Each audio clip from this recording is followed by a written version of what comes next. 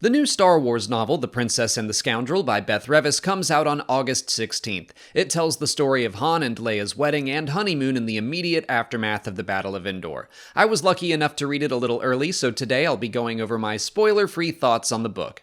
In short, I liked it more than I was expecting to. I don't think I'm the main target demographic for this book. It's a love story, and romance has always been a part of Star Wars. It's just not my favorite part. But I knew I really enjoyed Rebel Rising, the Jyn Erso young adult novel, also by Beth Revis, and once again she delivered a story that was just downright fun to read. I laughed out loud multiple times. The Princess and the Scoundrel isn't a novel that's going to have major ramifications for the Star Wars timeline. It's a more focused tale about the two central characters, but Revis really digs into them and will probably change how you view them in The Empire Strikes Back, Return of the Jedi, and any of the surrounding stories.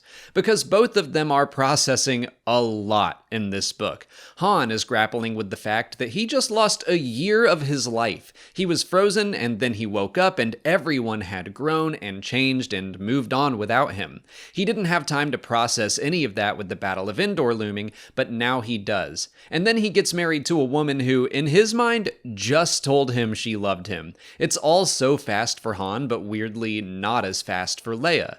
And I especially connected with Leia in this book. She just learned that Luke is her brother. She learned that Darth Vader is her father. She learned that she can use the Force. I loved seeing Leia's thoughts on all of that, fearing that if she learns to wield that power, it could have grave consequences. Obviously, Leia is a massive force for good in the Star Wars galaxy, but she admits that she has a controlling nature, and she recognizes that probably isn't the best mindset for a Jedi.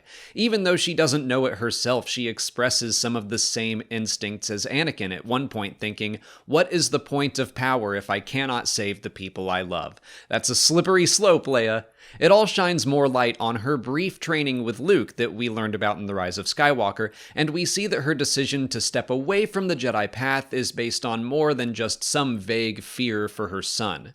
But part of Leia's arc is also about confronting her faults, her struggles to ask for help, to acknowledge that saving the galaxy is a group effort and doesn't fall on her shoulders alone, learning to be part of a team, which is exactly what marriage is. The book is definitely an exploration into marriage, which is fun with characters like Han and Leia who bicker a lot.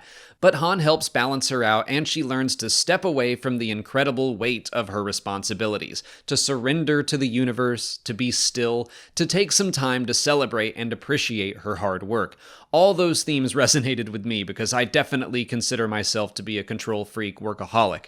But I would say a major theme of the book is to remember that even in times of struggle, it's important to celebrate your victories. Yes, Star Wars teaches us that we need to care about everyone in the big picture, but it's also necessary to care about the smaller picture and your more immediate community. I remember when this book was announced, I was like, does it really make sense for Leia and Han to be going on a honeymoon right after the Battle of Endor when the fighting is far from over? And I applaud Revis for not only tackling that question head on, but also providing a satisfying and relevant answer. Speaking of the honeymoon, let's address the Hapabor in the room, the Halcyon. I was also skeptical of the honeymoon taking place on the Galactic Star Cruiser. It felt like blatant corporate synergy with the attraction opening at Disney World, and let's be honest, it is. Lots of fans, including me, were cynical about the whole thing. I don't know why the Black Spire book didn't get the same reaction when Galaxy's Edge opened.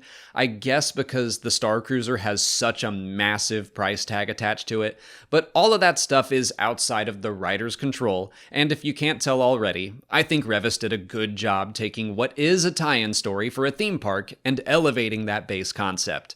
And by my estimate, less than half of the book actually takes place on the Halcyon.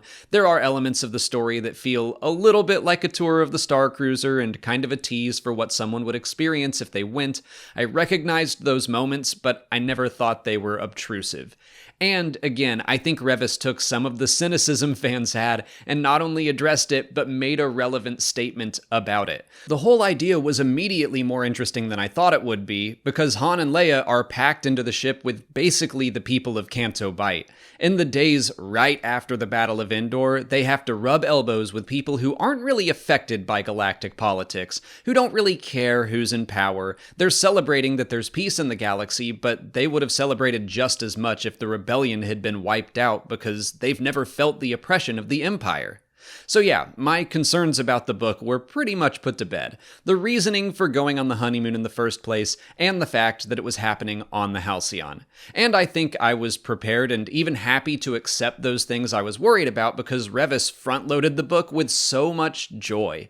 Basically, the first quarter is all about the wedding and other celebrations, friends reconnecting and making plans, the Ewoks crashing Han's impromptu bachelor party. The Ewoks and 3PO both are standouts early on. I was laughing out loud pretty constantly, and then pages later during the wedding, I was getting misty-eyed. It was just a joy to read. But then again, Revis also twists the knife on occasion since we know the future. We know that Han and Leia's marriage is ultimately temporary. But just because something is temporary doesn't mean it isn't beautiful and shouldn't be enjoyed in the moment.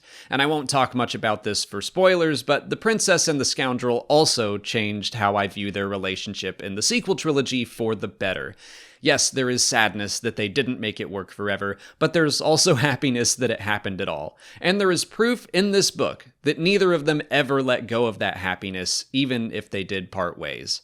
In her acknowledgments, Revis says that her 6-year-old son thinks the princess and the scoundrel doesn't have enough explosions. I think that's selling the book a little short. It was light on the action for my taste, I admit. It's a smaller story than I normally prefer, but when I turned to the final pages, I was happy. I had a big smile on my face. I wouldn't consider it one of my favorite Star Wars books of all time, but I'm happy I read it. I would recommend it to fans who really love romance in Star Wars and want more of it, and of course fans of Han and Leia, especially Leia.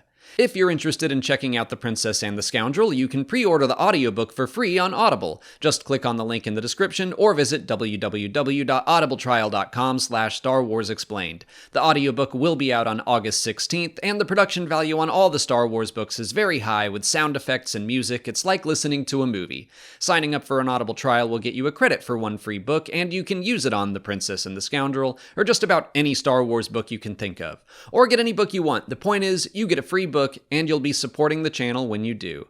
But that's it for today. If you haven't already, please like this video, subscribe to the channel, follow us on Twitter, Instagram, and TikTok, and consider checking out our Patreon page. As always, thanks for watching, and may the Force be with you.